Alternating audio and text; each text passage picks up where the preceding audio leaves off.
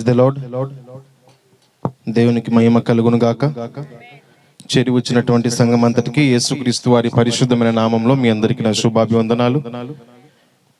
గడిచిన కాలం అంతా దేవుడు కాచి కాపాడి దీవించి ఆశీర్వదించి ఈ విధంగా మనందరం కలిసి ప్రార్థించట మన చేతుల్లో లేదు, దేవుని చిత్తం. హల్లెలూయా. మనం ఎన్నో అనుకుంటాం కానీ దేవుడు కొన్ని అనుభవాలు నేర్పించుటకు కొన్ని మార్గముల గుండా తీసుకెళ్ళి నేర్పిస్తూ ఉంటాడు. ఈ విధంగా మనం ఆరాధించుట దేవుని చిత్తమై ఉంటుంది. కాబట్టి ప్రైజ్ ది లార్డ్. గమనించినట్లయితే మత్తయి సువార్త 28వ అధ్యాయం 18వ వచనం చదువుదామండి. అయితే యేసు వారి యొద్దకు వచ్చి, పరలోకమందును భూమి యందును నాకు సర్వాధికారం ఇవ్వబడి ఉన్నది, కాబట్టి మీరు వెళ్ళి సమస్త జనులను శిష్యులుగా చేయుడి. తండ్రి యొక్కయు కుమారుని యొక్కయు పరిశుద్ధాత్మ యొక్కయు నామములోనికి వారికి బాప్తీసం ఇచ్చుచు అని రాయబడి ఉన్నది. గమనించినట్లయితే ఒక వ్యక్తి ఈ లోకము నుండి మార్పు చెందాలి.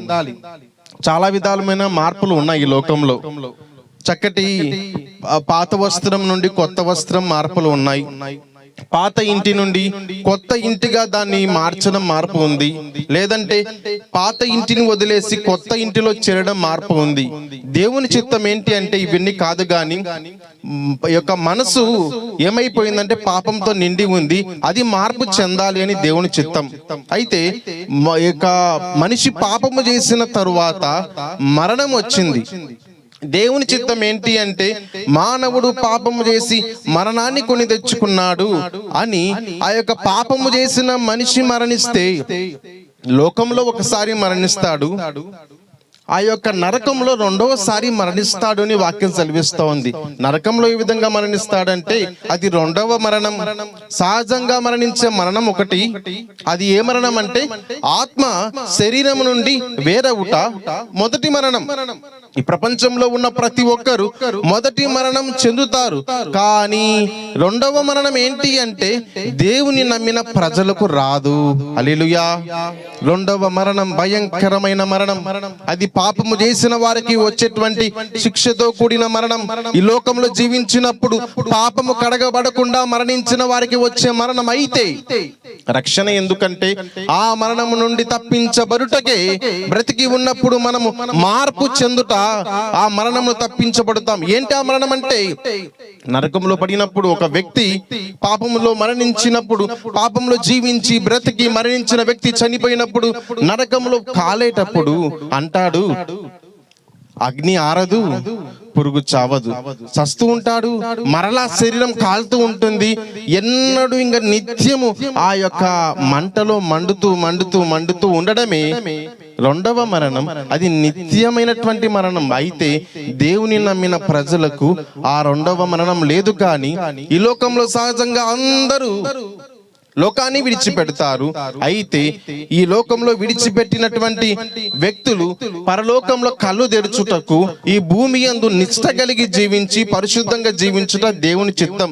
మనం విన్నాము క్రిస్మస్ సందేశంలో యేసు ప్రభు ఈ లోకానికి వచ్చి ఆ యొక్క రెండవ మరణం అనగా పాపపు జీవితము జీవించి మరణించిన వారికి రాబోయే శిక్షను తప్పించుటకు భూమిపైకి వచ్చి పాపపు శిక్షను తన మీద భరించి ఆ రెండవ మరణమునకు కావాల్సిన ఘోరమైన శిక్షను శిలువ పైన ఆయన భరించాడు. భరించి తన మీద తన యొక్క మన పాపములు వేసుకొని సర్వమానవాళి కొరకు చనిపోయి ఆయన సమాధి చేయబడి 3వ రోజున తిరిగి లేచాడు. ఒక వ్యక్తి బాప్తిసం తీసుకుంటున్నారంటే 3 పనులు చేయాలి. ఏంటి? ఇల్లు కడగడమా, చక్కటి వస్త్రం ధరించుటమా? కాదు, గాని 3 పనులు ఏంటంటే మొట్టమొదటిగా యేసుక్రీస్తు ప్రభువుల వారు ఈ లోకానికి నా కొరకు వచ్చారని నమ్మడం. రెండవదిగా యేసుక్రీస్తు ప్రభువుల వారు సిలువలో నా పాపం నిమిత్తం సిలువ యాగమయ్యాడని నమ్మడం. మూడవదిగా ఆయన మరణించి సమాధి చేయబడిన తరువాత 3వ రోజు తిరిగి లేచారని నమ్మడమే.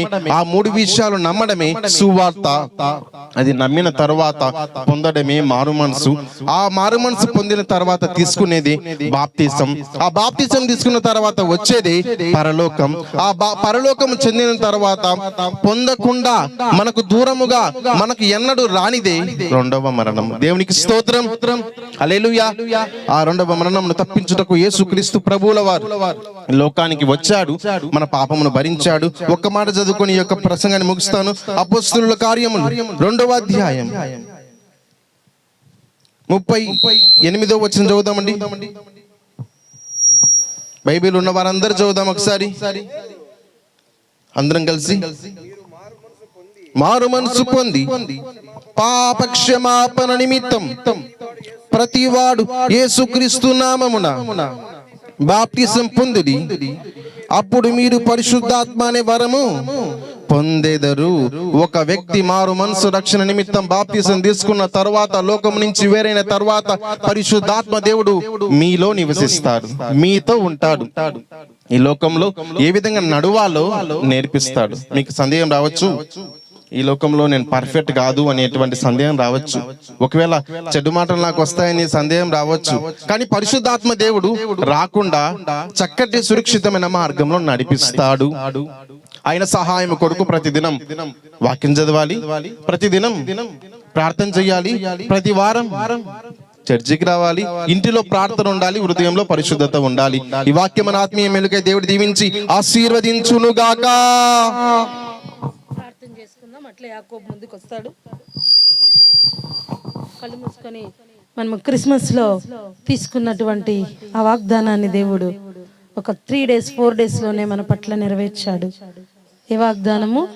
ఎవరు బుద్ధిమంతులై అనేకులు నా వైపు తిరుపుదురో వారు ఆకాశ మండలంలోని జ్యోతులను పోలే. జ్యోతులు అంటే నక్షత్రాలు. మనందరము నక్షత్రాలుగా ఈ దినమున వీరి యొక్క బాప్తీస కార్యక్రమానికి, వీరి కొరకు ప్రార్థించుటకు, వీరిని ప్రభు యొక్క రక్షణ మార్గంలో నడిపించుటకు ప్రార్థించాము, కదలి వచ్చాము. మరి ఈ సమయంలో చెయ్యెత్తి మనందరం ప్రార్థన చేద్దాం. యాకోబు ప్రార్థిస్తుండగా మనందరం హృదయపూర్వకంగా అందరం కళ్ళు మూసుకున్నట్లయితే ఈ దినమందు బాప్తిసం తీసుకోండి. వీరి ముగ్గురు జీవితాలు మారిపోబోతున్నాయి.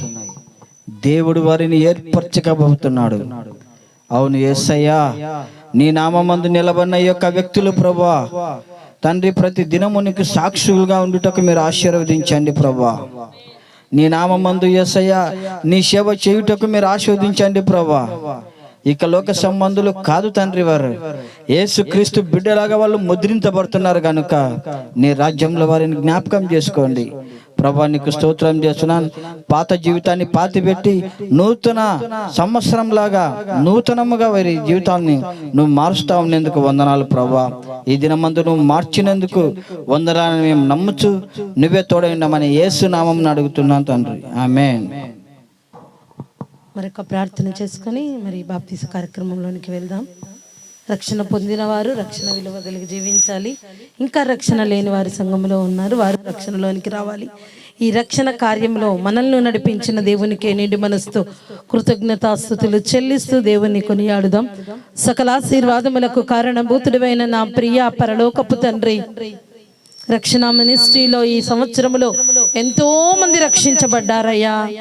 తిరిగి సంవత్సరపు చివరి దినాలలో ప్రభా ఈ ముగ్గురు రక్షణ పొందుతుండగా ప్రభా యేసుక్రీస్తు నామమున ఈ 3 కుటుంబాలు అద్భుతమైన ఆశీర్వాదాలు అనుభవించుదురుగాక ప్రభా.